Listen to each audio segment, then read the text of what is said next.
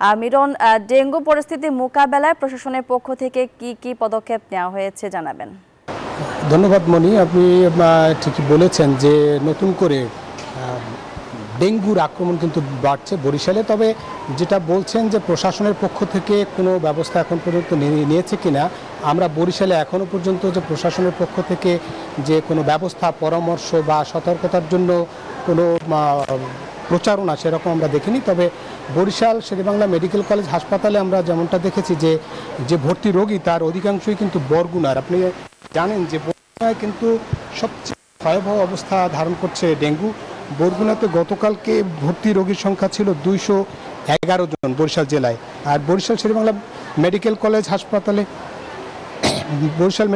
হাসপাতালে আছে 89 জন যারা চিকিৎসা নিচ্ছেন। তার মধ্যে তাদের সঙ্গে আমরা যে কথা বলি তার অধিকাংশই কিন্তু বরগুনা থেকে এসেছেন। বরগুনার চিকিৎসা ব্যবস্থা সেভাবে না থাকার কারণে তারা বরিশালে এসেছেন এবং বরিশালে এখন যে চিকিৎসা নিচ্ছে তা কিন্তু আলাদা কোনো ডেঙ্গু জোন নেই।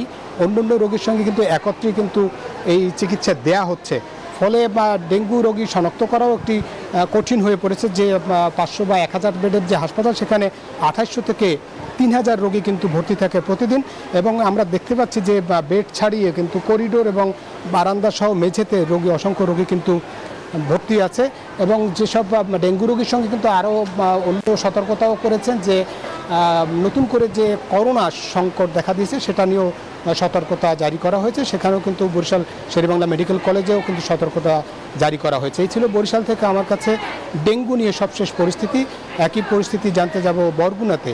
সেখানে আছে আমাদের সহকর্মী সুমন। বরগুনায় তো সবচেয়ে রোগীর সংখ্যা বেশি, ডেঙ্গু আক্রান্ত রোগীর সংখ্যা বেশি। ডাক্তাররা কি বলছেন এবং কেমন রোগী দেখছেন হাসপাতালে?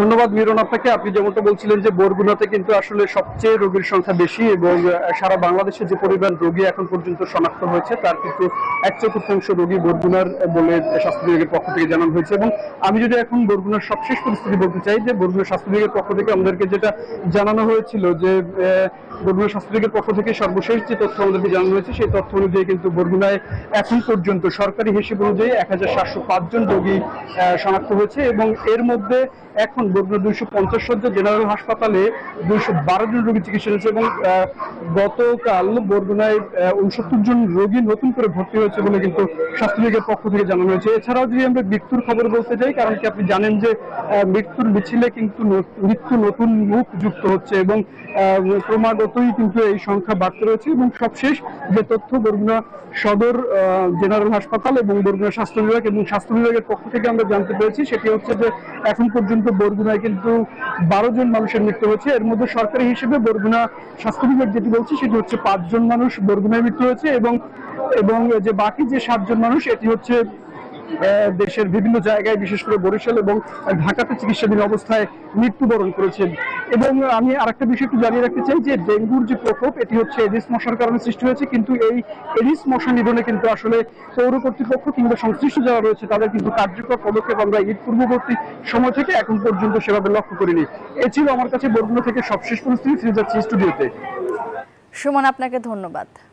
বান্ডেল থাকলে প্রতি সেনমানিতে টাকা বাঁচবে। বিকাশ সেনমানি বান্ডেল কিনে জিতুন প্রতি লেনদেনে।